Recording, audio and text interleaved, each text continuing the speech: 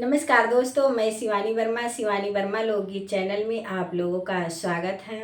दोस्तों, आज मैं सुनाऊंगी आप लोगों को एक प्यारा सा ये कहरवा नाच गीत है। आप लोग ज़रूर सुने कहरवा नाच गीत को और बताइए कमेंट बॉक्स में आप लोगों को कैसा लगा ये प्यारा सा कहरवा नाच गीत। तो आइए सुने ये प्यारा सा कहरवा नाच गीत।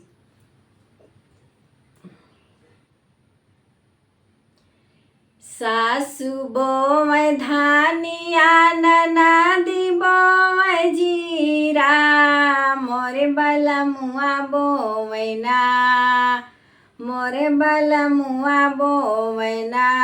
उह तितली मदरवा मोरे बलमुआ बोवै ना, उह तितली मदरवा मोरे बलमुआ बोवै ना।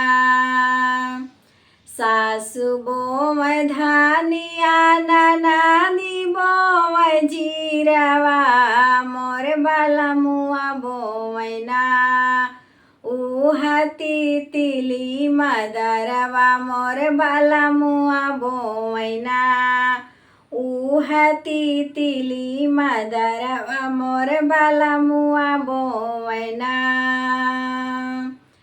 सासु सींच धानिया ननदी सींच जीरवा, मोरे बलमुआ सींचै ना, मोरे बलमुआ सींचै ना। उह तितली मदरवा मोरे बलमुआ सींचै ना, उह तितली मदरवा मोरे बलमुआ सींचै ना।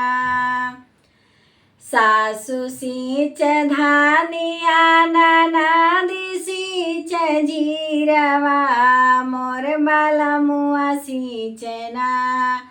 उह तितली मदरवा मोरे बलमुआ सींचै ना, उह तितली मदरवा मोरे बलमुआ सींचै ना। सासु काट धानिया ननदी काट जीरवा, मोर बलमुआ काटै ना, मोर बलमुआ काटै ना। उह तितली मदरवा मोर बलमुआ काटै ना, उह तितली मदरवा मोर बलमुआ काटै ना। सासु काट धानिया ननदी काट जीरवा, मोर बलमुआ काटै ना। उह तितली मदरवा मोर बलमुआ काटै ना, उह तितली मदरवा मोर बलमुआ काटै ना।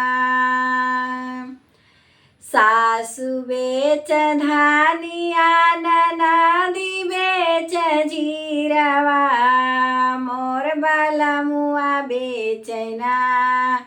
उह तितली मदरवा मोर बलमुआ बेचै ना, उह तितली मदरवा मोर बलमुआ बेचै ना। सासु बेच धानिया ननदी बेच जीरवा, मोर बलमुआ बेचै ना। उह तितली मदरवा मोर बलमुआ बेचै ना, उह तितली मदरवा मोर बलमुआ बेचै ना। सासु बोवै धानिया ननदी बोवै जीरवा, मोर बलमुआ बोवै ना। उह तितली मदरवा मोर बलमुआ बोवै ना, उह तितली मदरवा मोर बलमुआ बोवै ना। सासु बोवै धानिया ननदी बोवै जीरवा, बोवैना उहाती तिली मदारवा मोर बाला मुआ बोवैना उहाती तिली मदारवा मोर बाला मुआ बोवैना